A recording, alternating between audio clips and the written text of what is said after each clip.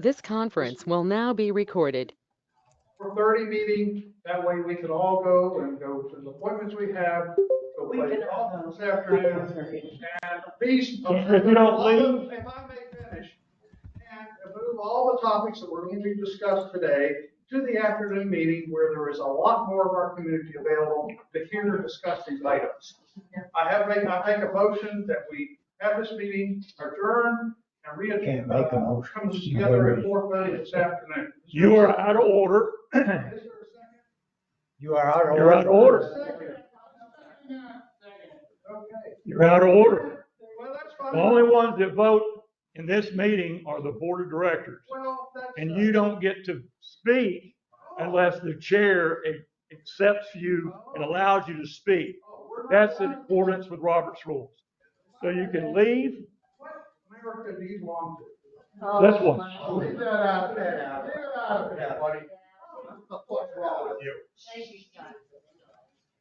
Now, Listen, you had a motion?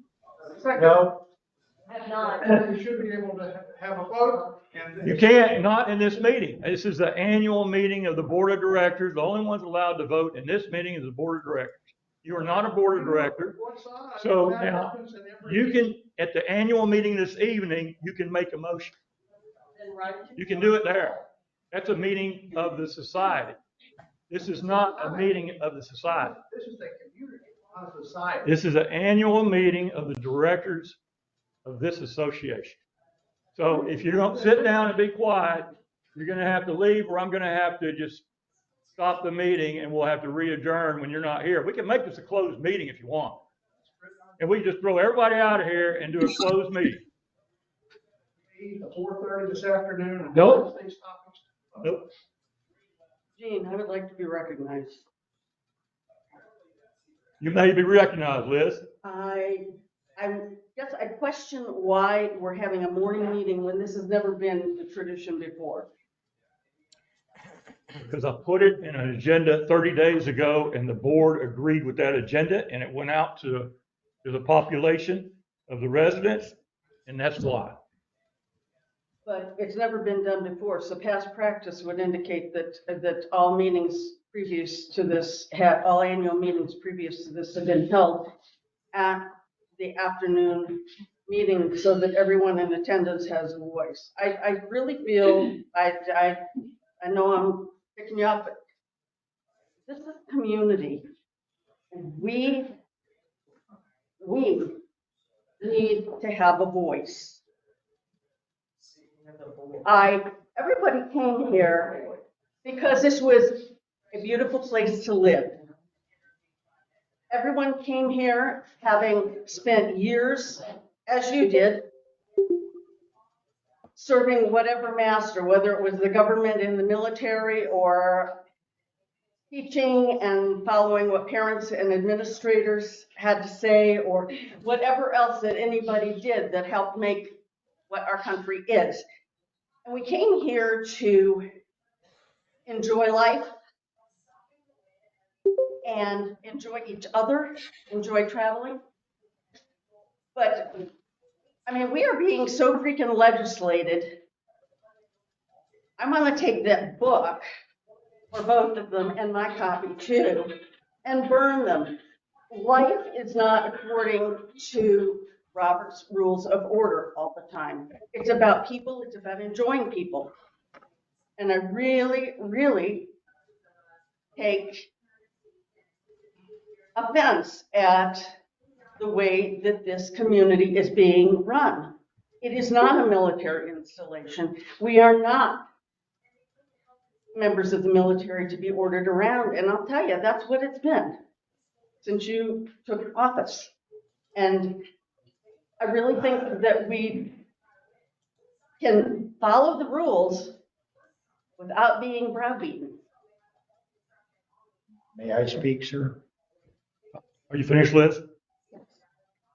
Yes.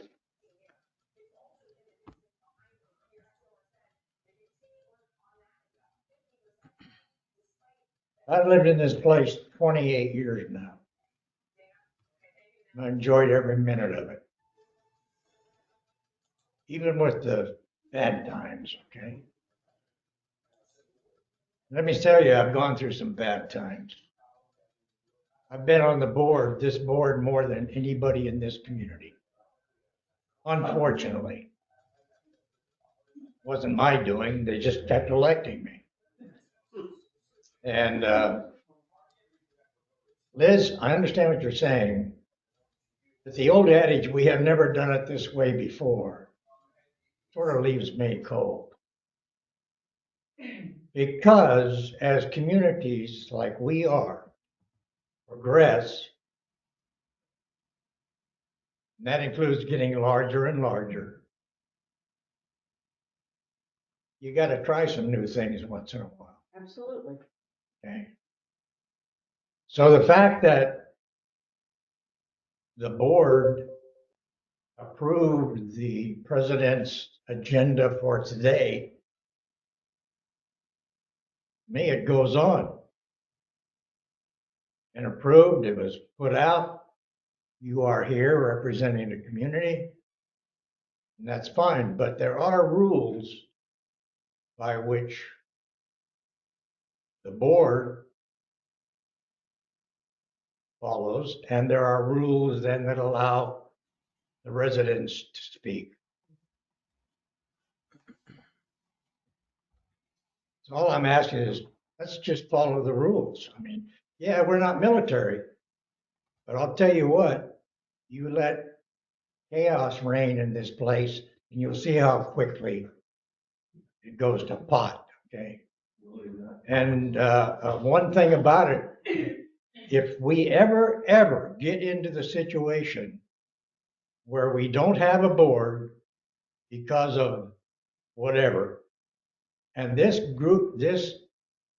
organization goes under management control, you think you got it tough now, kids. Let me tell you. Okay, good. Management control ain't the answer to this group. Okay? What we have going, yeah, we got to hit some rough times. That's to be expected. All I'm saying is let's get on with the agenda today and not fuss and feud.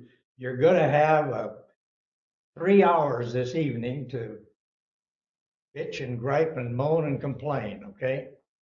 And we'll listen. Okay, can I speak? Yes. Okay, I'll explain why the agenda turned into what it is for today. Originally, it was all going to be this evening, okay? We had a board member at the time that objected to doing it all in the evening.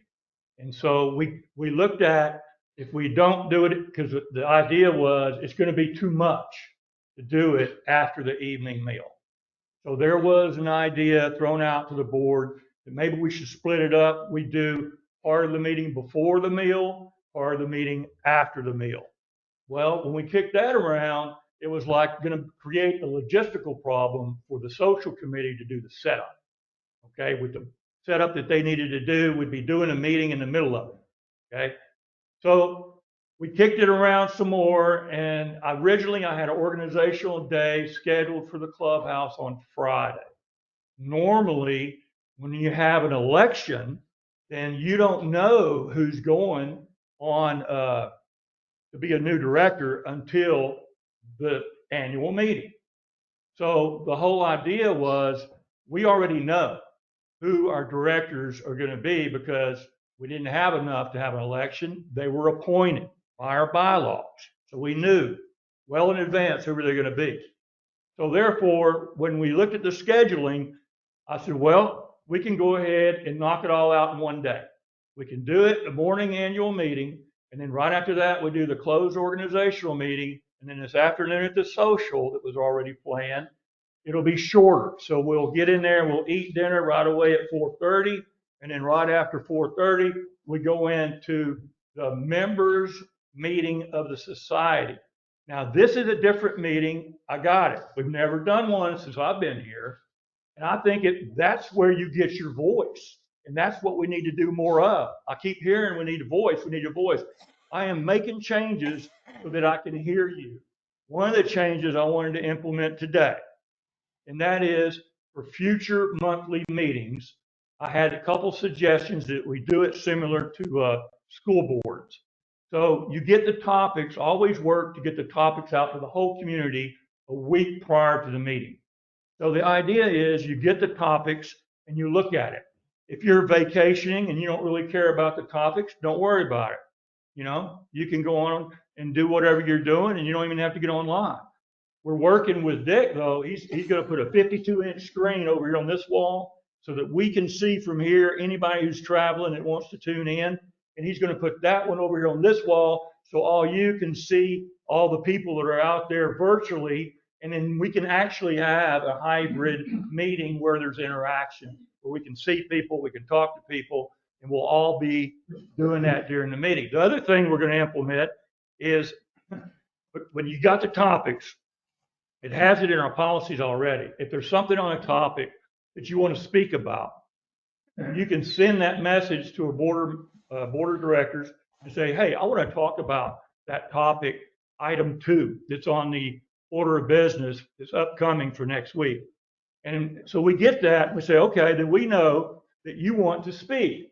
So we'll, just like the city hall does, say when we start the meeting, we know about it in advance that you want to speak about a certain topic, and then we will ask you to come forward and give us your name, your address, and you have 3 minutes to speak. Okay? You have 3 minutes to speak about that topic. You can speak for it, you can speak against it, and we will just keep doing that with whoever wants to speak about that topic. Now, if there's something you want to speak about that's not listed on the order of business, then you do that at the end during the residential information meeting when we open it up to residents to talk about whatever it is you want to talk about. And I like to talk, so I'll stay here as long as you want. So that's where we're at, and that's why we're doing the things we're doing. Okay, I understand it's new. I understand it's different. I understand it's natural to resist change. But I think for the betterment of the community, this is a good direction to move. May I speak? Go ahead. I certainly don't deny that change is the only thing that's constant in our life.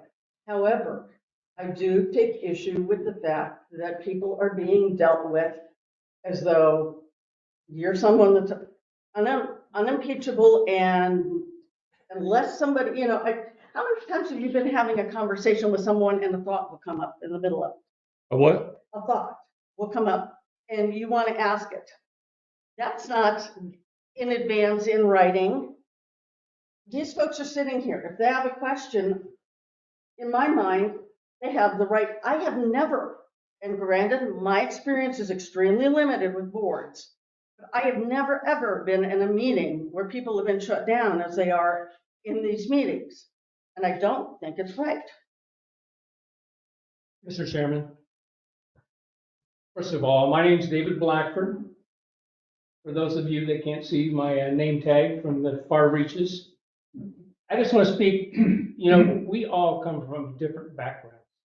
All of us are a product of years and years of successful service in some occupation, some field, and obviously we've all had quite a bit of success in those fields. And it's good that we can come together and bring those ideas together, and for the betterment of our community, continue to have a really thriving, wonderful community that we could all live in and be a part of and be a proud member here. I've been a part of several different boards. I've been a part of a lot of community meetings, and in every one of them, there's some form of organization that has to happen. When we try to make everything perfect, no, we're not going to make everything perfect. We're all a product of this country. It all has rules and regulations we have to follow. If it's not like that, then it's just going to be mayhem. So my thought is, yeah, I don't like rules and regulations any more than probably any one of you do either. But I think as a part of our society, our culture, our country, it's a part of what we got to do. It's a part of being a good citizen. Okay, it's 9:46. I'd like to begin the meeting now, if there's no objection from the board members.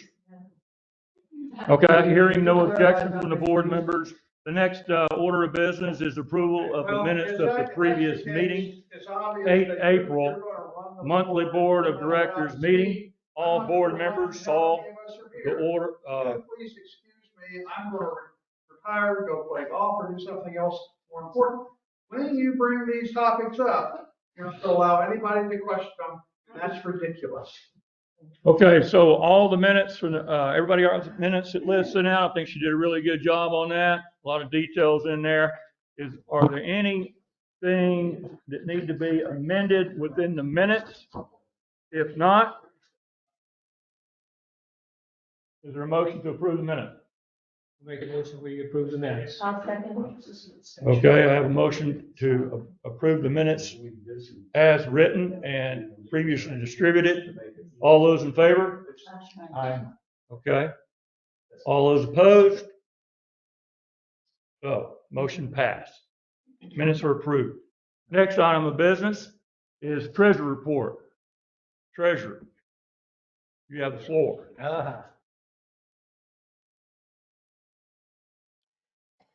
The treasury report for April 2025.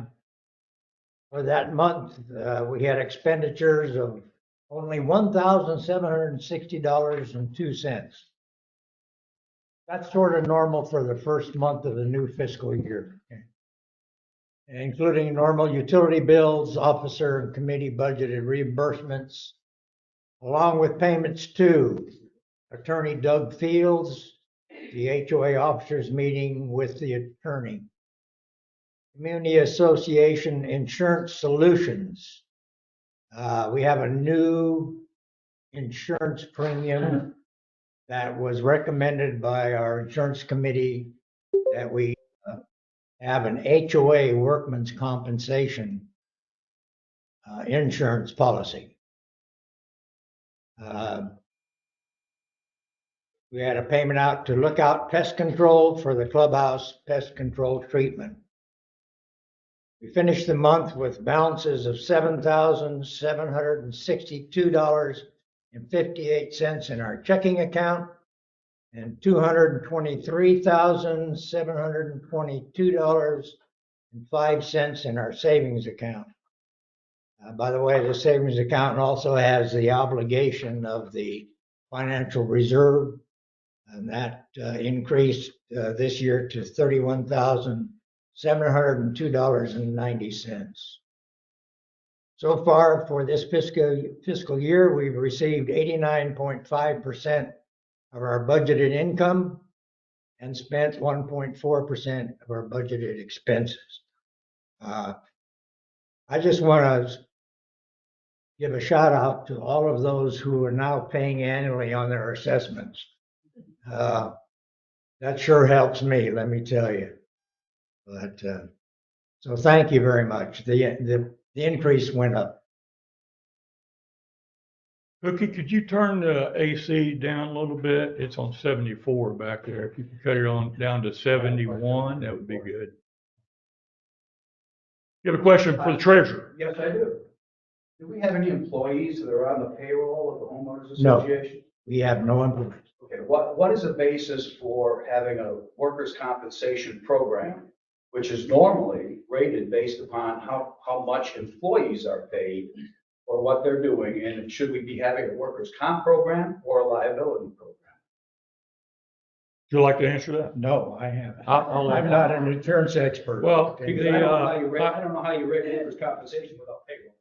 Well, I can explain it to you. Our insurance committee chair had been looking for a policy that would take care of volunteers. And he could not find a policy that would take care of volunteers until recently. He found one. And so what this does is it covers any medical expenses that a volunteer has while they're on a work detail doing something, in the flower beds and they cut themselves real bad and need stitches. It'll cover their medical bills. And in addition to that, it covers the HOA if for some reason there is a worker that's not associated or hired by the HOA, but is actually working on our common areas and they get injured. And if they file a workman's comp claim, then the workman's comp board of the state will look at who owns some of that liability. And I've spoken with the workers' comp board in regard to that before, and working with the insurance committee chair. And then between the information I got from the insurance committee chair and the workman's comp board of the state of Tennessee, the decision was made by the insurance committee chair. He recommended that we get that policy, and the board agreed. That was last meeting. I think it was in the meeting minutes. So that's why. And how much is the policy? $480 a month or a year, $480 a year, something like that. We thought it was well worth the price to pay for that. So that's all right.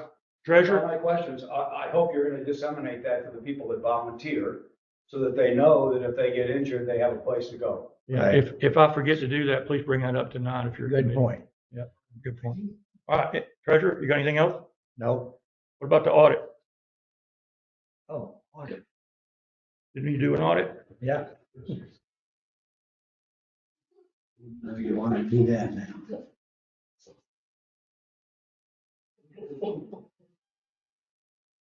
And we have a motion on the treasurer's report first. Okay, I'll make a motion. to accept the treasurer report I'll second pending that. audit. All right, we have a motion and we have a second to accept the treasurer's report as distributed. All those in favor?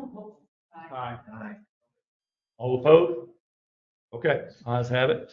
So moved. Let's see. We I've got accept that. treasurer's report. Okay, this is the official letter from the auditor. And we did go to an outside auditor this year. Recommended to the board that we do that. We had never done it before. So it was something new to me too. Letter dated April 30th, 2025. To the Board of Directors of the Gardens RV Village Homeowners Association Incorporated.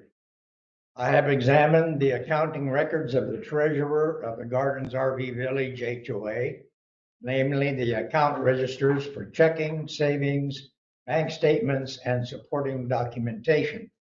I find the records to be in good order and their contents to appear reasonable with no material exceptions. These banking statements are as follows. Operating account, in parentheses, you put checking. First Bank, and then the last four of the account. The savings account, also at First Bank, and the last four of the savings account. In accordance with your request and per HOA policy number 13, I have also reviewed the financial statements for the HOA, which summarize the records referred to above for the fiscal year April 1, 2024 and ending March 31, 2025. The procedures included, but were not limited to, the following. Confirmed the bank statements were reconciled to the treasurer's report. Confirmed HOA dues assessments receipts from homeowners were properly deposited, recorded on a sample basis. Reconciled HOA annual disbursements to cleared checks monthly. On a sample basis, reviewed HOA disbursements for proper payment according to the amount. Reviewed 2024 income tax return submitted February 2025. Reviewed 2024 Tennessee Corporation Annual Report submitted 6/13/2024.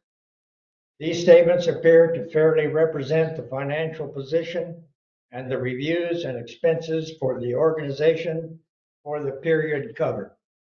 It's signed by R. Wayne White, 2339 Sunset Ridge Drive, Crossville, Tennessee, He is a retired certified public accountant. Okay. Any motions, from board members on accepting the audit report as read? I'll move that we second the auditor's report as read. Okay, it's been moved, it's been seconded. All those in favor of accepting the audit's report as read? Aye. All opposed? Ayes have it. So moved that the board will accept the auditor's report as read. Next order of business is committee reports. There are about 10 pages of the committee reports for the year. And I'll just go through just briefly a couple of them. These will all be attached to the minutes that go out after this meeting. So architectural requests, there were 13 requests received in the last year, 2024. The clubhouse got fire extinguishers inspected. Financial Reserve did a review and revised the financial reserve account. Grounds Committee, there's a couple of pages here on what all's going on with the grounds. Information technology, no significant changes to the website or bulletin board in the last year. And then Insurance Committee has got some information there of what we did in the last year. We've moved our account from one policy to a different carrier. And then there's ponds, security lighting. They replaced 56 light bulbs in the last year. 7 light sensors, 5 light fixtures. They've been pretty busy. Social Committee, we've got a lot of information about the socials that happened in 2024 as well as the dates for 2025. And then the Sunshine Committee, they have a couple of people on that committee, but they ask if you'd like to join them on the Sunshine Committee. They have some spaces available to help out with that. And then the Yard Sale Committee has got the information about the upcoming yard sale for this month on there. So please take a look at the committee reports. I do not see anything in the committee reports that need board action at this time. Any questions on committee reports that went out to the board?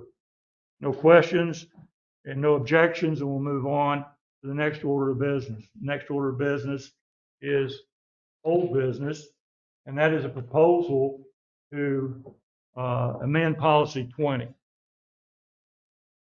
Policy 20, we've looked at that in a couple different meetings, and we postponed it one meeting because our IT chair wasn't here, and we kind of moved it down to this meeting. I did make a proposal I sent out to the board members. I thought we should adjust our Policy 20, and all the board members get to see that document. Okay. Any discussion on that? Any questions or? Mr. Chairman, I'd like to speak on that. Sure. I think there was an item on there that the bulletin board, I think this was a specific reference to the bulletin board, that it would be something useful for the board to be able to share communication. Was that explicitly, its main focus, or is this policy also open as it has been in the past for all to use? That's a good question. I don't know the answer to that. I don't think item A really needs to be included, Eugene. Say it again. I don't think item A really needs to be included. Item A does not need to be included. I would say that's what. Is that what you were looking at? Yeah. Okay. The other items? Fine. I think then B maybe needs to be expanded a little bit. Does Yanni still with 20 years, and children with 20 years? No. Who? Yeah. No, this is with the board meeting right now. But what I'm gathering from the discussion though, Liz, do you have any comments on Policy 20? Yeah, Do we want to postpone this and give more time because we haven't really got a whole lot of input from the IT committee chair on this, other than an email went out about it. So if we want, we can postpone this to a next meeting, and then you get more time to. I think Dick She wanted- made some valuable points about it, and I think, you know, it's one of those things that's difficult. I know Julie's had a lot of firsthand experience of handling all the calls recently, and I would venture to say that the use of the communication system has probably been higher than normal, but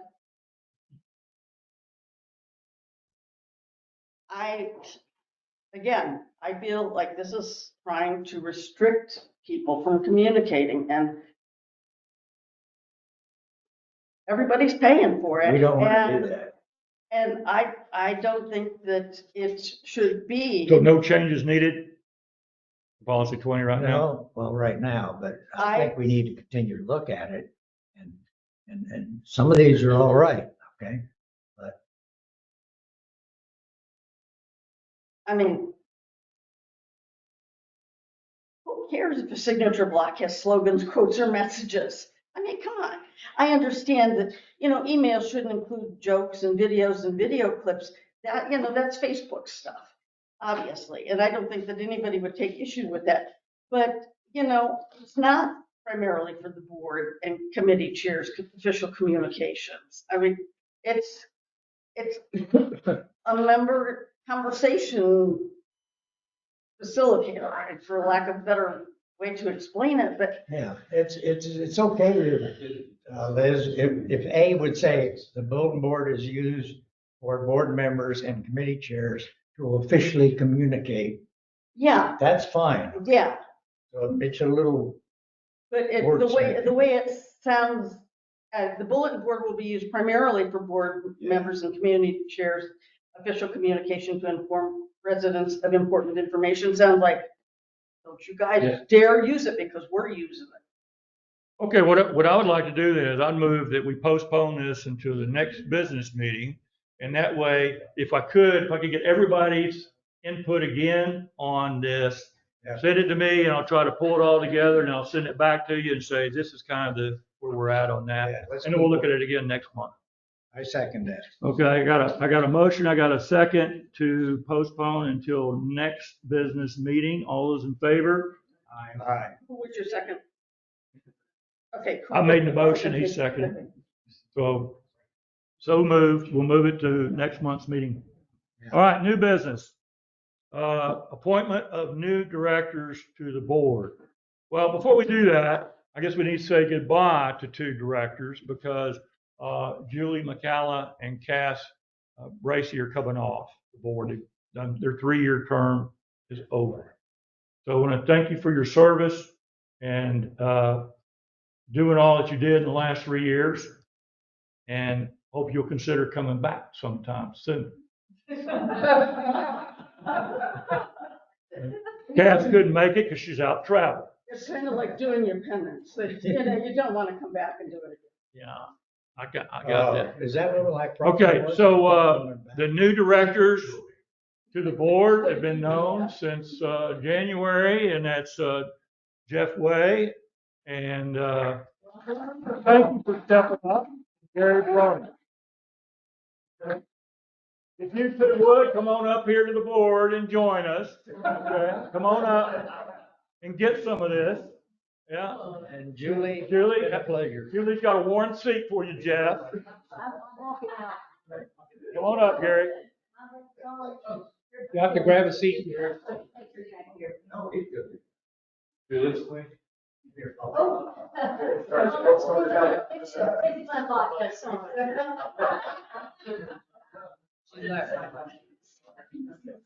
Okay, according to our bylaws, when we don't have enough nominees to fill available board positions for a vote, the nominees shall be appointed by the board of directors during the annual meeting, which is right now. And if there's no objections on the board, I will appoint these two directors to the board through acclamation. Yes, No objections? no objection. Then these two have been appointed officially to the board of directors. Welcome. Okay, the next, Eugene, am I correct, though, that we still have we still have Nancy's vacancy. Yes, you are correct. We need to fill that. You have a, I have two candidates. I have their bios. No, one of them's here, I don't think we're there. you have who? David Deming and Bob Rourke. David Deming Bob Brewer. and Bob Rohr. Okay. Are there any other nominations from members of the board? I would like to nominate Julie McCullough. Julie Kala. Any other nominations from the board? We have to have a ballot. Yep, we will. Any other nominations for a director that have been brought to the attention to any other director on the board? If not, then we have to have a vote. So, a secret ballot vote. You write the name right here on one of the three candidates, just one.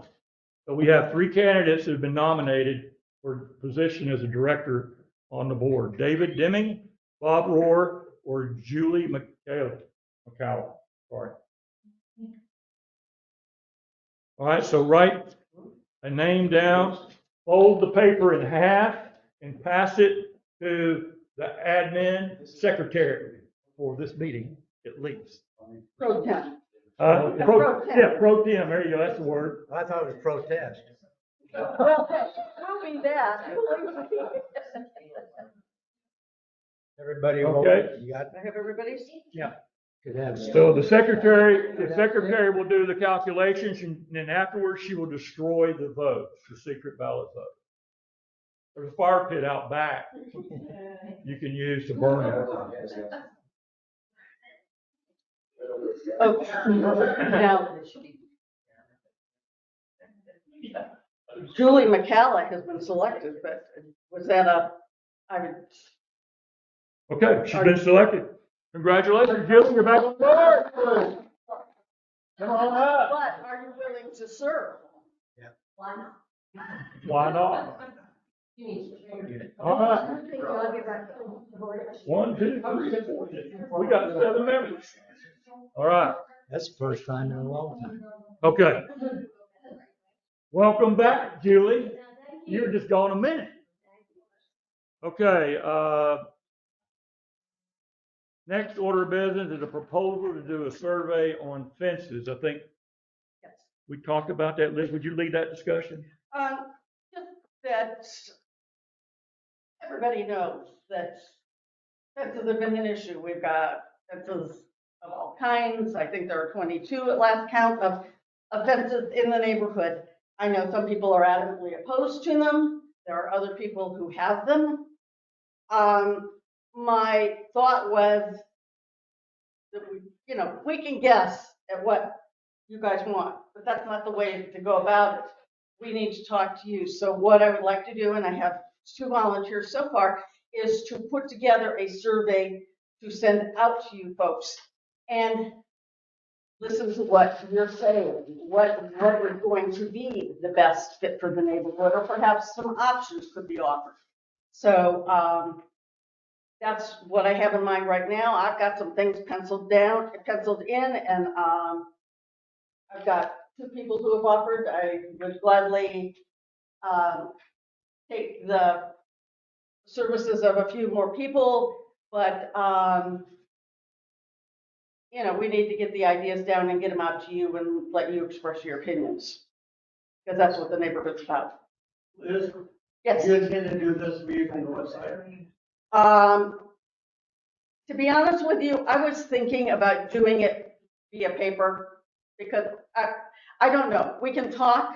But you don't do it on the website, I don't need to be involved. If you're gonna do it on the website, there's technical considerations. Okay, alrighty. So, We can talk and see, but it's probably gonna be a month or 2 getting it, put together and in your hands. But I think that is something that, enough people have strong feelings about, that we certainly should know what your feelings are. And the feelings of everyone, whether you attend the meetings or not. Reduce the 4 pages in the policy number. Yes, I have a question. A lot of the fences that were, the wooden fences, they were allowed by the developer. So there is going to be definitely differences going forward because he's selling more lots. So how is that going to play into what you're going to decide on this committee? well, to be honest with you, I think that that's something that perhaps you folks have an opinion on too. I mean, in my mind, they're probably going to have to be grandfathered in. Right? But going forward, he's still going to make no decision. But, we would take the information, I'm talking hypothetically here, I don't know. I can't imagine going to somebody and telling to take down the fence. Correct. But, I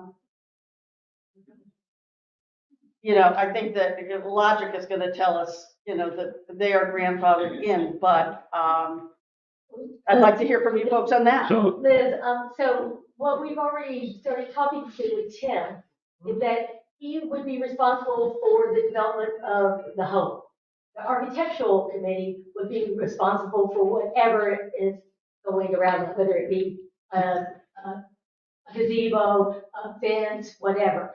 So that Tim won't say, you know what, I want to have that with the owner wants to have it with the fence. Go to the architectural committee, let them at least have knowledge, and then make them aware of the design requirements, i.e. how tall it is, what product you're going to use. It must complement the decking on the back. So it's like all of that is going to be involved. So it's still going to come back to whatever the board decides, the developer is going to follow those. He will follow the rules about putting that fence in. Yeah. And when we were speaking about it the other day too, I was, just across the table, but talked to Matt and I will, confer with him. Not that I'm going to change your opinions, but, confer with him as to. so you think August board meeting, you could have something put together? This This is May, June, probably July. July, I'm okay. hoping, it's So if not, we could see it by July board it's meeting? not rocket It science, is the but draft. yes.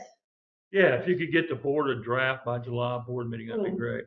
I would just ask, And we if start you working. decide to do it in writing paper, that you also email for those that are on extended travel, so we don't get mail for 2 or 3 months. Okay. Oh, that's true. Yep. If you could just do it. Yep, Yeah. absolutely. That's the other benefit of doing like Dick said, if we do it on the website, that it doesn't matter where you are, and you can go on Some kind there. of electronic, so that if you're Right. gone, you don't have To make sure everybody gets it. Thank Yeah. you for that.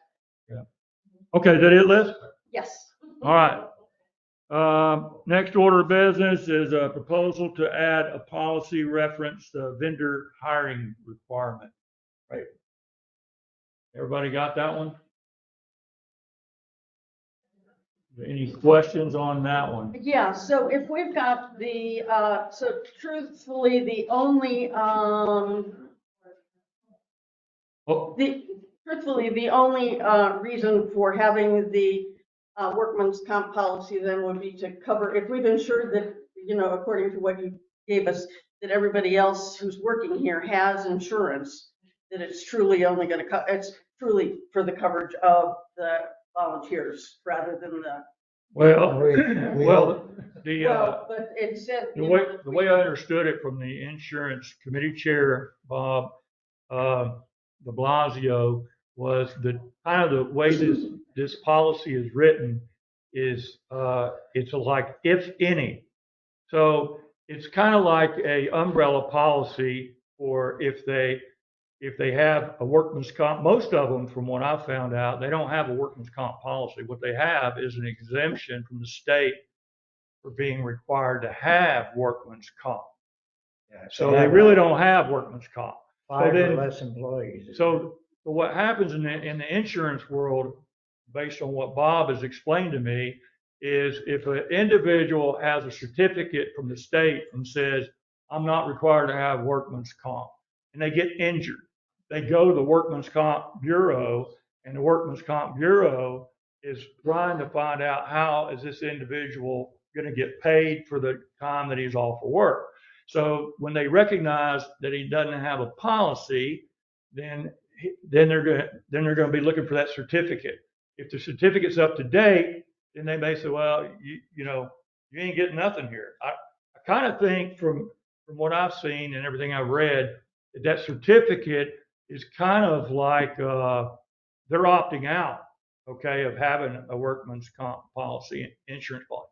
But if for some reason they go after the HOA because he was doing work for the HOA, and even though didn't have a workman's comp, then if we have that certificate on file, then that gives our insurance company leverage to say, you can't come here because we got a certificate that says, so it's kind of like an umbrella policy for our insurance company. And the only way that they would give us that policy, my understanding, is if we maintain accurate records on the contractors that are working in our development. Vendors. And he also went as far to say in that one meeting, I think, and he confirmed this, that it doesn't matter whether it's, who owns the property. They look at the Gardens RV community as the insurance world. They'll look at us as one great big community. So it doesn't matter whether it's on an individual's private property, common area, developer's property, or what. They're just focused on trying to get money for that individual who got injured. And so then the insurance companies will battle it out and figure out, okay, who's going to pay the bill. So it's kind of a catch-all for that. And then the side effect is you also get it for your volunteers. And most volunteers probably got, between their personal medical insurance, they're going to be, covered pretty well for any kind of injuries they have. But it's there if we need it. So it's kind of like a CYA for our Yeah, contract. yeah. And for $480 a year, it's like, I'll pay more than that. Well, no, for an umbrella policy, it's cheap. Are vendors required to provide the board with proof of insurance, like a liability, that they have a liability? Yes. policy for the board to Yes. follow? That's part of this That's what this is policy. going to do, is ask Policy. everybody to have those documents on file. Policy requires three things. Certificate of liability insurance. Okay. The statement or dismissal that we've talked about workman's comp, and that they have a W-9 on file. For tax, 1099 forms, those kind of things, so. So if they're a small business and there's two people that work in this business, they don't have a workman's comp because it's not required. So does that mean that we then cannot hire them? No, you can hire them, as long as they got a certificate from the state. And there's actually on the Workman's Comp Bureau, they have a website that's interactive, and you can go to Tennessee State Gov and you can pull a list down of everybody's certificate, and you don't even have to ask them to give you a hard copy. What I found though is a lot of them, they'll do it and it's good for 2 years, and they have to pay. It's $100 right now. So if you're working by yourself, then that's typically what they do, because from what I understand, a workman's comp policy for one individual might be, I asked Randy Blake about this, and it might be $1,400 a year. So instead of paying the $1,400 a year, they just take their own chances. They pay $100 to the state, and they get a certificate that's good for 2 years. But the thing is, they'll like an insurance card for your car. If you don't renew it, that card says you had insurance, but do you still have it this year? So that's why we got to have it on file, and the policy requires whoever hires an individual to make sure that it's valid and it didn't expire. I move that we add policy number 20. Whoever hires. Are you speaking of the board, the homeowners association? Well, no, a committee chair. So if a committee chair like grounds, so grounds committee chair, he's hiring lawn care guys. So you're strictly talking about homeowners association? Yes. Hired? Yes. People Yes. who work in the Vendors, company, not yes. related to any of No. And the only question is, why shouldn't we make them have workers' comp and forget about the rest of it? Because workers' comp is a fact of life. And Not in the The state of problem, the Tennessee. problem is, But if they won't pay $1,400 for a workers' comp policy, why hire them? well, I'll tell you why. Do you know how difficult it is to get people to do something around here? Yeah. Look who you're talking to. And it's hard to get them to do it fast. Yeah. I've been looking for a landscaper for almost 3 months now, and I'm still not successful, okay? Is that because they don't have workers' comp? Nope. And see, most of the people who do end up being our vendors, most people, I'm telling you, are onesie or twosies. Some of them are husbands and wives, okay, that end up being our vendors. So So this, just to clarify, our workers' comp policy, what that does is it says, we've got the policy, we pay $400, and therefore you can't come against us for any problems. possibly, it depends on Yeah. That's what what the state and what. And the state of Tennessee, workman's comp is required in certain counties. And if you look at the map, it's the counties of Nashville, the county of Knoxville, and the county of Chattanooga. They do not require workman's comp outside those areas because they're rural areas and they understand that if you want to get any work done, you probably can't require somebody to have workman's comp. Would, a balloon liability policy be, Pardon? I'm not sure. I was just thinking, would a balloon liability policy, We haven't. okay, because I was wondering if that wouldn't suit just as well. I don't know. I don't know the technicalities. The umbrella policy does not include. You know, I've had some detailed Oh, okay. discussions and learned more about insurance than I ever knew in my life talking to Bob de Blasio. So when he comes back, if y'all want to hit him up with some questions, that's great. I don't think I could answer any more about it other than that. I make a motion that we add policy number 21 to our policy list. I'll second that. Okay, we have a motion and we have a second. Second, I heard from the other end. Gary? So all in favor of accepting policy 21 as written? Aye. All opposed? Ayes have it. So moved. We will accept policy 21 as a new policy for the HOA. Next order of business, proposal to add a policy that addresses fines for violations of our governing documents and policies. Yeah. What's the policy number on that? 22? Policy 22. Okay. So everybody got a copy of that? Any questions on that? Any discussion, pros, cons, changes needed? Just one thing. I've always heard from various people that a policy should not be a directive. Well, Okay. policy is a directive. Pardon? Policy is a directive. Policy is a directive? I used to make the statement, and you may remember, about restrictions shouldn't be in policies. Like restrictions, that's what we have DCRs for. That's where all your Oh, restrictions yeah, are. right. But Okay. but the policies are administrative policies that the association adopts and operates within. Now there are no and that's part of what we'll talk about later on tonight.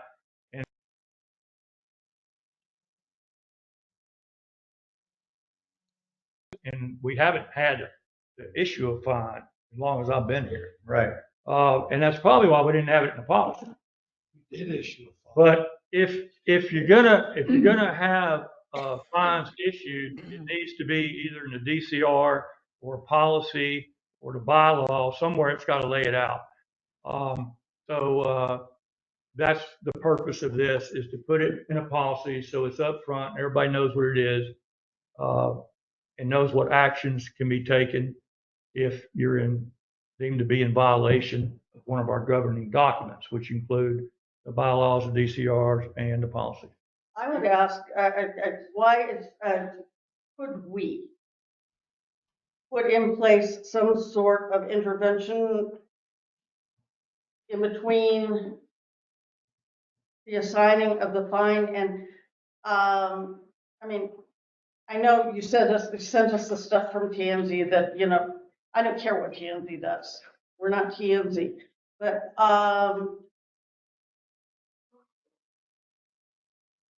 this just rubs me the wrong way. Are you proposing something, some longer times or a probation? longer time period, or there's some sort of conflict resolution in between. I'm not sure. handing somebody a piece of paper and then coming back and handing them a fine.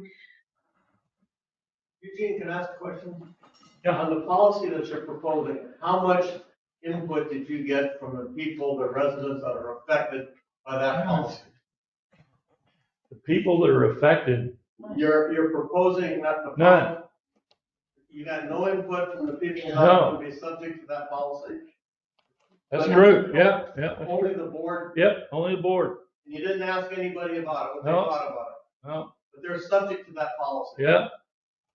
Well, Do you think? And now, I guess too, Somehow that strikes me as being something amiss when you're gonna impose a policy on a population, but you don't ask the population what they think about the policy that they're gonna be subject to. I find that to be a problem. Okay, understood. All right, well, we can talk about it tonight. How about that? We talk about it tonight, and we get input from everybody tonight. I guess part So we can postpone that, I guess we postpone that until the next, meeting tonight, okay? Well, We'll you have to postpone- have a I copy would for suggest maybe everybody. we back it out even beyond that, Yeah, just to give people a little more time to. okay, I'll tell you what, this is what we'll do, we'll put it out in the minutes as it is, so that everybody gets a chance to view it. well, they need to view it, or they're not getting the minutes this morning. Right, but that gives, but before next meeting, right? Our next meeting is gonna be in June. Is there anything urgent about this? No, Why don't we do it in the next board meeting and in June. we can, not the one tonight. No, June, that's next month. And then we can put it out on the website Yeah. and people have a chance to think Yeah. about it. Okay, so, we got a proposal to move, postpone action on policy 22 until next board meeting. We got a second? Second. Okay, I got a second from Dave I'm Blackford. sorry, I was still writing, who? Dave Blackford. Yeah, I got a second. So all those in favor of moving policy 22 to postponing it until the next board meeting? Yes. I'm not asking questions But right I now, Dave, want okay? you to know that if you pull 1 through 5, doesn't have any of that crap. Our back has fines, and now you're proposing this huge fine on people in 1 through 5? This fine would apply, policies apply to everybody. Okay? It never did Policies, before all the time. We would have different things. Policies- So I think 1 through 5 really needs, or I think everybody really needs to look at it. Know the amounts you're looking at are horrendous. And why would 1 through 5, when we don't have any of that crap, want it in our policy? Okay, so we have a motion on the floor and we have a second. All those in favor of postponing policy 22 until June board meeting so that we have time for the residents can see what's in it and make the recommendations and feedback to the board. Okay? Yeah. Any objections to that? No, but I do have a comment. So move. Yes, I was taken aback by the fact that you delivered the warning letter, and then we kind of saw the warning letter after the fact, after it was presented to our one neighbor, and it wasn't really a board decision. Okay, that's not a discussion that you should be having in this meeting. That would be a closed meeting. We need to go into executive session if you want to get into the details of that. I So, don't want to, we're- other than that. What we just closed, Somebody what we just, got a letter that the what- board really didn't, Liz, what was on the table, we just voted on, did you get that in the minutes? It's been adopted. We're gonna move that, I know, policy 22. but- So the next order of business then is gonna be, that's it? That's it. Is there any new business that the board of directors have that we need to address? Yes, I heard that, this is the last community meeting that Tim is paying for the Fairgrounds Community Room. I don't know if it's this one or next year. But yeah, I had heard this one. yeah, it could be. Because I was thinking that that needs to be budgeted for. I have no idea. But I know that we haven't budgeted for it in the past. I was surprised to hear that. Yeah, I think the social committee is aware and they're budgeting that. They'll figure that in. Is the social committee budgeting for that? Well, the chair's not here, so there's. We are making some adjustments. Okay. Yes. I don't know what we'll do for the big meeting next year. Depends on what it covers it. For the subsequent socials this year, which is not paying for, we're making some adjustments in what we planned. Excuse me, I'm having trouble hearing Cookie. Pardon? I'm having trouble hearing you because of the conversation going on between us. Okay, we are trying to adjust our budget. Won't be changing, what we do for next phase big meeting until we know for sure if we're gonna have to pay for the food in the room. Mm-hmm. But for the room itself over there for rest of the social this year, we're making adjustments in what we planned. We may have to ask for more money. We don't know right now. It hasn't happened yet. Okay, thanks. Thank you, Cookie. Anything else? New business? Any other new business that we need to address this morning? I don't think so. That was all I had. What's the status on the DCR?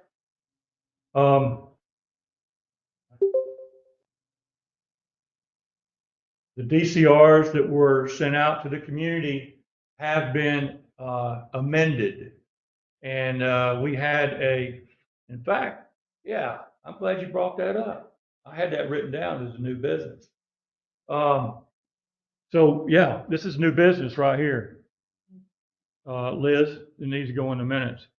I need a motion to that point to ratify the actions taken in a discussion with the developer on 30 April and the board's agreement to revise the proposals to amend the DCRs for phases 6 and 8. And what's the amendment?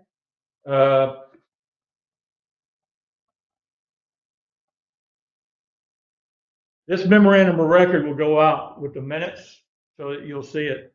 So the memorandum of record of the actions taken on 30 April 2025 during the meeting with developers Tim and Matt Wilson and several members of the board.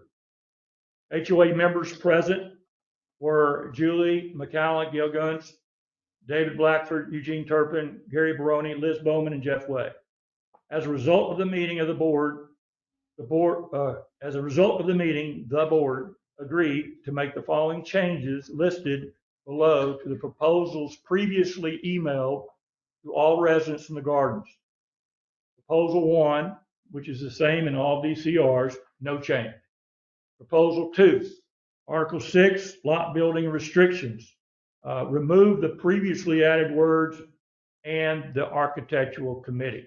Those 4 words were removed. That required the developers to get architectural committee's approval on the building plan before construction. Proposal 2 was completely removed from phase 8 proposal. Proposal 3, Article 7, architectural control, added a sentence that more clearly states that other than what is designed by the developer requires architectural committee approval. Proposal 4, there's no change. Proposal 5, Article 10 in phases 1 through 4, and in Proposal 6, Article 15 for phases 6 through 8. Reinserted the word written for the type of ballot that's required for DCR amendments and clearly defines the way votes are to be counted as total membership. Okay, not total votes. Votes received. But total membership. So that means every household, okay? Which is what we thought we were operating under before, but this clarifies it and nails it down. That's how it's counted. So if you don't vote, that will be a no vote by changing that in there. Okay, the developer was adamant that we keep the voting the way we thought it was, being done before. And so we're just adjusting the word with this change to clearly identify that in the DCR because it was a little misunderstood in the wording of it. Okay, so that's the change. And this will come out with the minutes of the meeting, and we'll talk about it some more tonight. You have a couple of conflicts in there. Oh. You have to go through the architectural committee on anything outside of the architectural committee.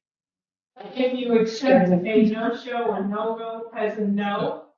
Could you come up here? I can't hear you, and I doubt if anybody back there in the back can hear you.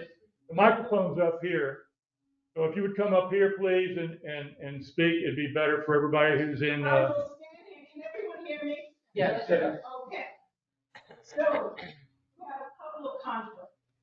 If you remove the architectural committee activity, you have to then turn around and revise some of the things that you're proposing. If you could. You're saying that you're going to need to go through the architectural committee for fencing and stuff like that on one hand, and yet you're saying on the DCR you're removing them. That you need further clarification on that. Second clarification you need is a no vote is a no. So by default, when you take a population vote, you get a 10% response. So generically, your response is always going to be no. Most of the time, people do not respond. So by default, you're going to not pass anything. So you have to come up with a better clarity. Yeah, we're going to talk more about that tonight. That was something that Tim brought up. We are not. Let me be clear on this proposal. Okay, we don't have a date where we're going to do a vote. All right, so it hasn't been set yet. The board has not decided on if or when we might have a vote. This is proposals, and the reason we wanted to get it out 2 weeks before the meeting today is so everybody got a chance to look at it. Well, y'all probably heard what happened when the developer looked at it. He kind of like went off like a rocket. So, and it was threatening, a potential lawsuit against us. So the board met with him at the first opportunity we could get him to sit down and meet, and we went through this a little bit. Now, this is not 100% finished. There's a lot of stuff I think that needs to be addressed, but you can't do it all at one sitting. So we're going to talk more about that tonight. And I think there was a proposal. Liz, were you the one that proposed putting a committee together to look at the DCR? Who was that? Was that you? Yeah. Okay. You want to speak to that? Yeah. I sent a recommendation to Eugene when he came out and asked for information. So I did. I thought about it and I said, the board needs to let the community know we heard you. Okay?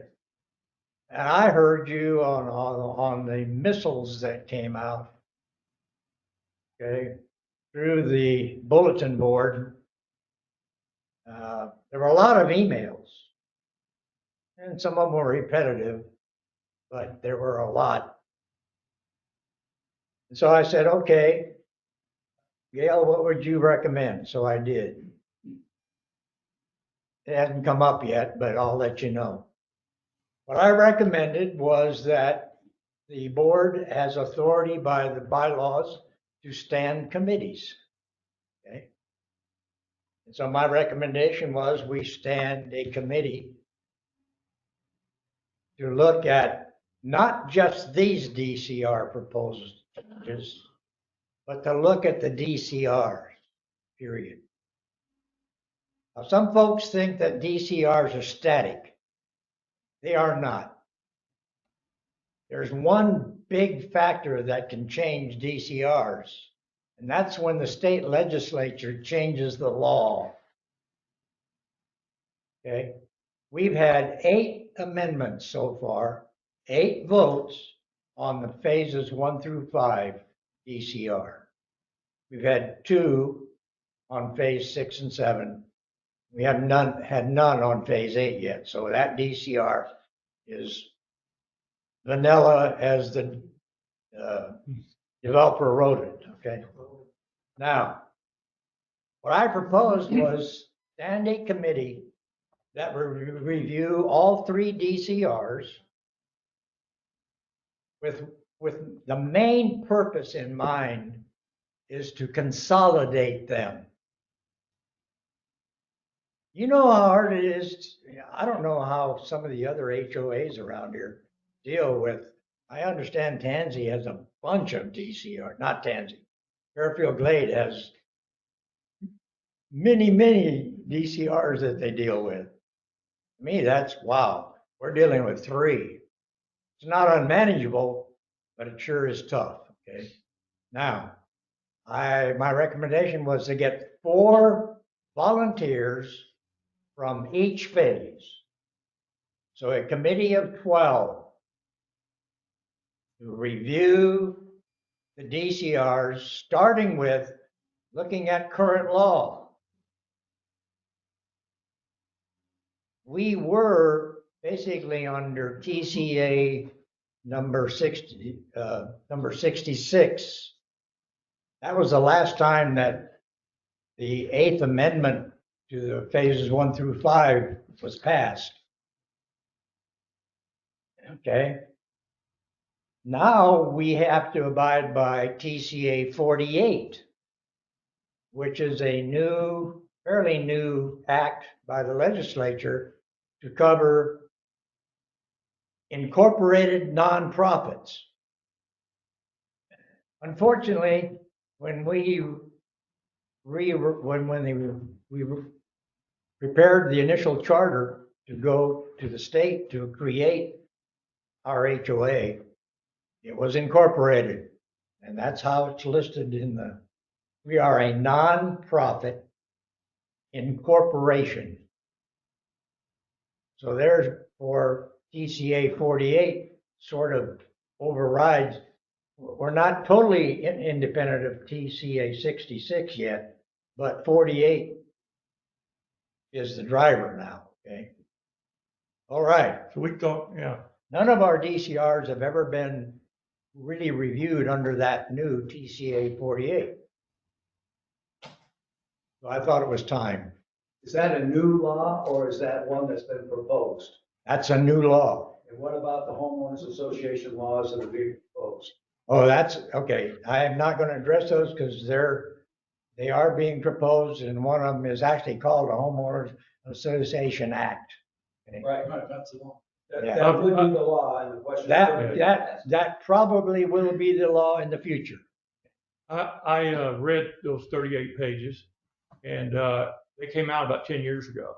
And every session, they go in front of the state legislature. And every session in the last 10 years, it has not made it out of the committee.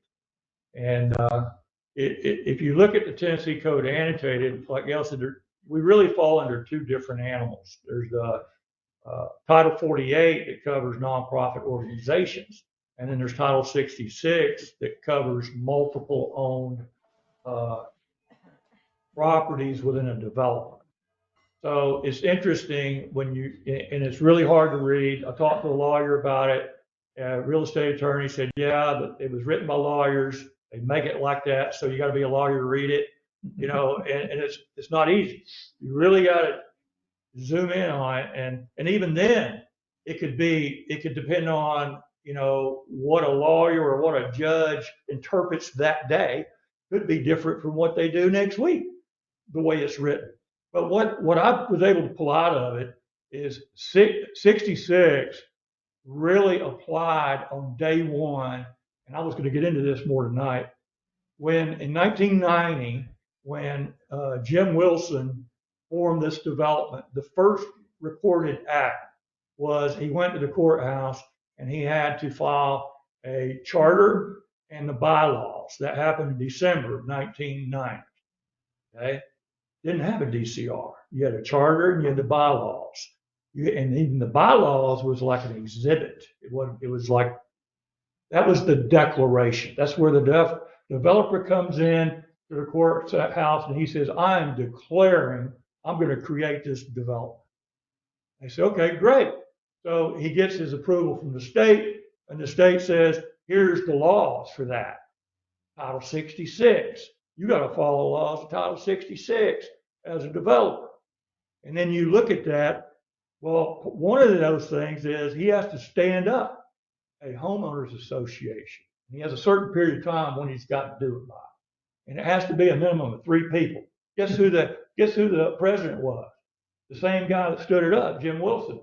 So he was the president of the HOA, and he was Gardens Inc. CEO. That was in 1991. So, and that's when he turned in his DCR.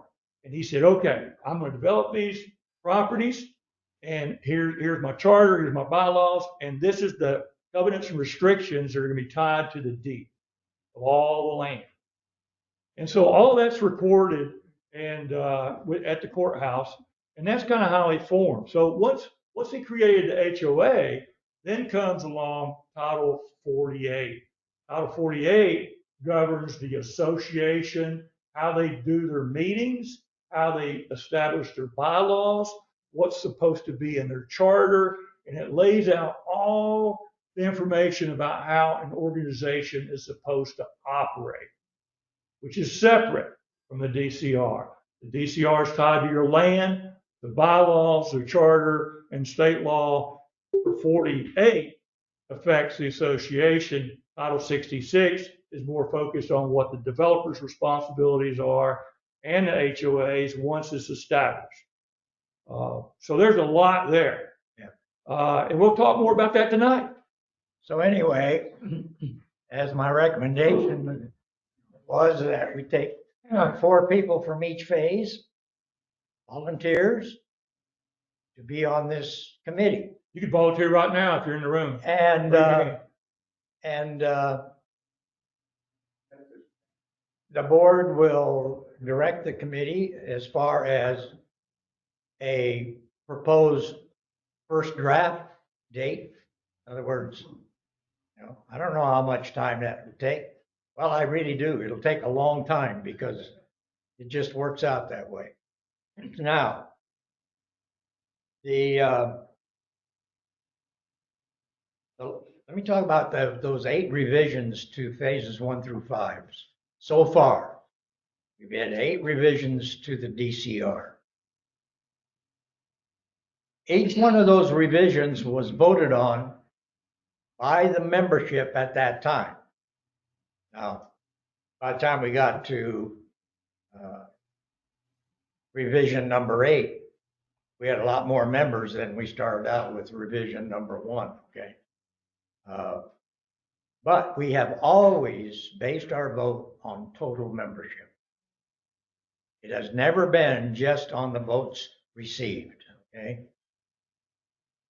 Last time, the revision number 8 that went out, and by the way, we learned along about revision number 3 not to go out with 8 pages of proposals, okay? We got creamed on that one. Luckily, the board pulled it before it was voted no, okay? Because we just had too much in there. We've learned to keep it down to a tidy 3 or 4 at the most on proposals to change any particular DCR. We have never, out of the 8 revisions, we've always been more, well, first of all, the first 4 or 5, no, 3 or 4 revisions needed a 75% approval. That was tough when you're talking about all members, okay? So we really did, at that time, like I said, just phases 1 through 5. So we encouraged everybody to vote. Because if you didn't, it was a no vote. The last amendment, number 8, passed at 72.6 or 7%, I think. And that was still based on all members. And by that time, of course, only phases 1 through 5 could vote, okay, on that one. So that's right. We haven't had an amendment since phase 6 and 7 and 8 have been added. Wow. We were enough. Huh? We were enough at 8. So anyway, that's my proposal, and to let the board stand this committee. You know, the people that come to these meetings are the most active. And so if we could get, you know, some names of people from different phases to be willing to be part of that committee, not necessarily be a leader of it. Dennis? Okay. So am I correct that you removed that paragraph at the bottom of 6 and 7, 7 and 8, I guess, that kind of was Tim's gravy train for doing all of the real estate? Has that been taken out? No. And can tonight, when you Yeah. talk about, it's been taken out, or is it? Yeah, that was proposal 7. That was proposal 7, and it's been removed from your Yep. DCA proposals. Yep, it's been removed. Gotcha. And will you be prepared tonight to talk about the grounds under which Tim threatened to sue the association if that went through? And whether or not something like that should be thought of in terms of combining, I forget the number, 66 and 48. 66 being a developer, and at some time, developers have to get out of the act, and a community does need to have the ability to choose their own realtor, at least to sell the property, and choose their own contractors to do the work on their property, which is currently a restriction and was embedded in there. I can understand why Tim would be very upset about it. He's going to be there tonight. I was going to say, Eugene invited The him. grounds under which he was upset, I think everybody in this room probably would be interested in understanding under what grounds did he feel Yeah. he had a leg to stand on to sue us? I spoke to him yesterday, day before, and to see if he's going to be there tonight, and he agreed he would be. Him and Sharon are coming. They're coming from Knoxville. They'll be a little late, so we'll probably come in right at the end of our time when we're eating. And then as soon as we're done eating, they will speak. Or probably not Sharon, but Tim will speak. And he said it'll be short. And I'm not sure exactly what he's going to say. What I think he's going to talk about is the importance of the DCRs and the importance of making sure any amendments are well thought about before you do them. He told me there was 2 issues that he really was adamant about. And the one was making the DCR amendments too easy.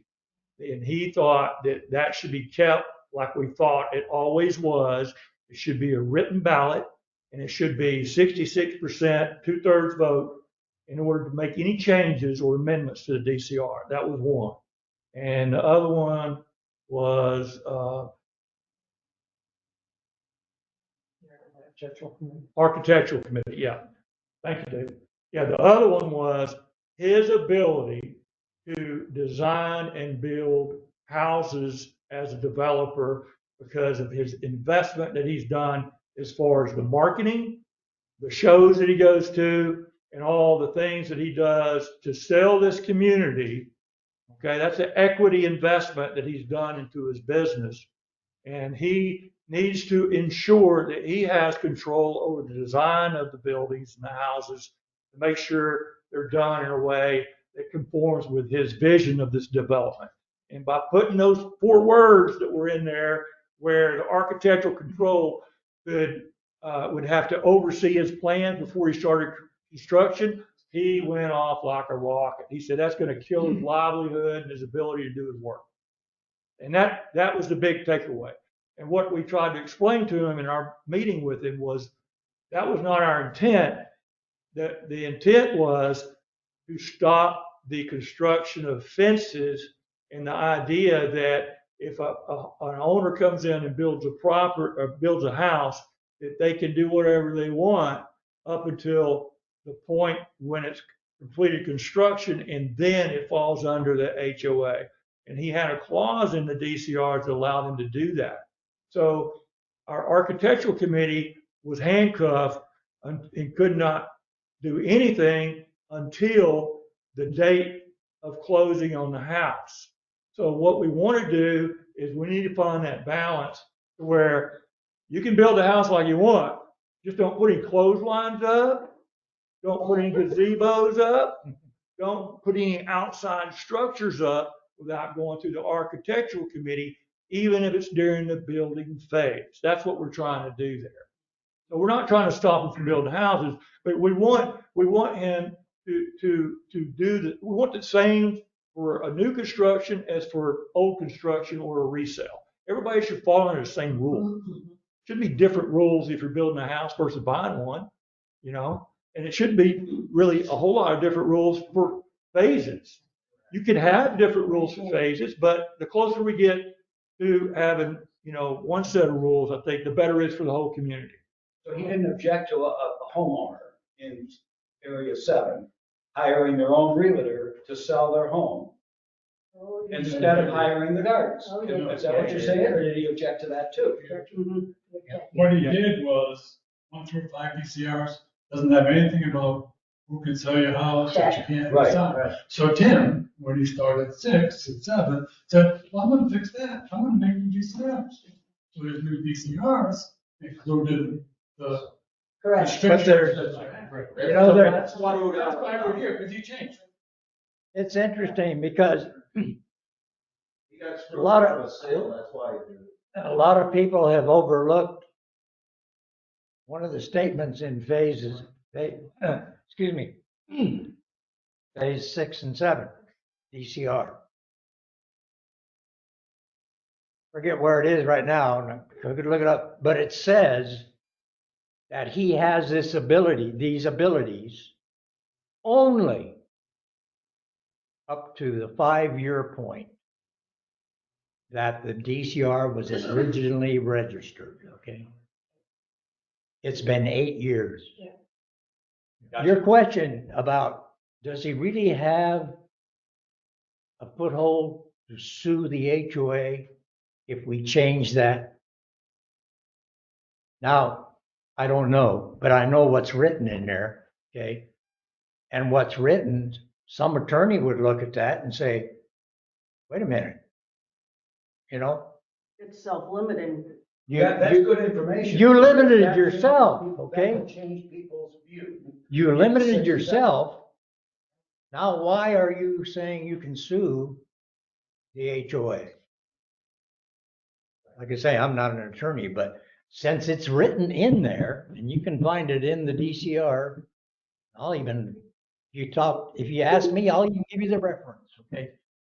Later, but, you know. If I can, Gail, some of the things that are also changing, 6, 7, and 8, if you choose to sell your house, we could even put a for sale sign.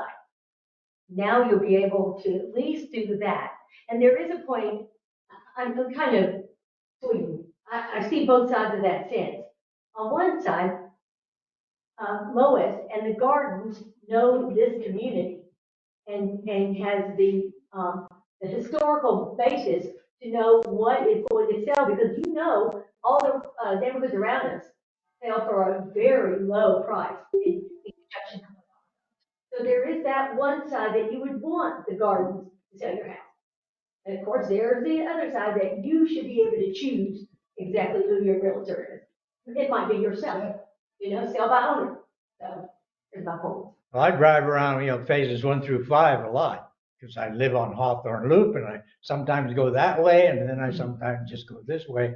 But one thing I've noticed is that for sale signs in those phases that are not Gardens Realty Yeah, are there for a long time. yeah, that's the other thing. I'm sorry, but that's just, The one on Hawthorne Loop has been on the market. Yeah. With the gardens over a year. We're getting ready to get rid of them. well, the tough time has been, it We was. got another question back here in the back, I'd like to address. Did you stand up, tell us who you are? Yes, I'm Heather Andrews. I totally agree with what you're saying, and that they do know the properties, and they. You speak up. Speaking. Well, they do know the properties, and they are able to market them, effectively. Probably more so than the average realtor in the area. But for Tim to charge, or whoever's selling the house, is it Tim or is it? 10%? When an average realtor is 45%? Who said it gets 10%? I read that when we bought our home, that we sold the home, I think it's 10%. That's the realty fee. That's the realty fee. What, did you So there build? needs to be a cap on that. Did you build or did you? We bought, and we So we didn't bought, actually. we bought from Garden But the Realty seller last summer. We bought my mom, but That's 10%. So he's gonna have that exclusive right, great. But 10% is a little excessive. I would. Okay, we're gonna talk more about this tonight. I'd like to wrap this up so we can do an organizational meeting right after this and find out who your new president is. I've got one more item. Go ahead, Liz. This is for you. This is a list of 34 verified signatures requesting a special meeting to be held in accordance with the 12th Amendment to the bylaws of the Gardens RV Village Homeowners Association, Article 3, Section 2. Special meetings. Special meetings of the members may be called at any time by the president or the board of directors or upon written request of the members who are entitled to vote 1/10 of all the votes of the membership. These signatories seek to remove Mr. Eugene Turpin from the board of directors of the Gardens RV Village HOA. This is addressed in the aforementioned bylaws, Article 4, Section 3A, removal. Any director shall be removed from the board with or without cause when such removal is approved by a majority of the members of the association. Any director whose removal is proposed shall be given the opportunity to address the membership concerning the removal at a meeting called for such a purpose before the vote of removal. Respectfully submitted, Elizabeth Bowman, board member and secretary pro tem. All right. So we'll accept this and set up a meeting for our bylaws. Okay. And we will determine what that meeting date and time is, and then we will get that out to the members 30 days in advance so that they all have an opportunity to attend. Eugene, All right, thank do I need to be prepared for a vote or not? On the voting is typically done through the through the website. Do I need to be prepared for that? A vote for what? What she just said. No, this statement is for our bylaws. The residents she's got 1/10 of the residents here from our development, looks like. So it's 34. No, you don't need to do a vote. We're going to have a meeting. Okay, the board has to set up a meeting, a special meeting of the members. So it's going to be kind of like the meeting we're going to do tonight. Okay, but it has to be 30 days in advance so that everybody knows what the topic is of the meeting. And that topic will be the removal of me from the directors of the board. Because that's done by a vote. Done by a vote. It's In person. It's in-person vote, yes. But those who can't attend. No, well, it will not be. So I don't have to be. No, you don't have to do anything. No. The board will establish a meeting, okay? You don't have to do anything. Do I need to be prepared for the website for a vote? No, you do not, okay? This is going to be determined by the board on when that date is. And like I said, 30 days in advance will be notice to go out to all the members when and where the meeting's going to be held, and with the topic of removing me. Called a special meeting. Special meeting, yeah. In bylaws. All right, got it. I was gonna say, there might be people that are not here because they're traveling. He might be able to get votes that way. That's something the board will have to consider. And I also believe that from now until then, you have no rights to be a president. And at that point, That's not correct. until this is solved. That's not correct. That's not true. There's not written anywhere. Somewhere. No. No, and it's not written anywhere. Okay, if you can show that to me, that'd be great. I'll be glad to take a vacation. But, in fact, we're getting ready to go to an organizational meeting, and whether I'm the president or not, I can still facilitate this evening's meeting of the members if the directors so choose. Okay. Even if I'm under suspension, as you would say, but I'm not. Okay. Right. All right. All right. Anything else? Adjourn. Okay. Well, I hope to see you at 4:30. The social committee's got a great. If no objection to the board, this meeting's adjourned. We'll take a 10-minute break and then we'll reconvene for organization.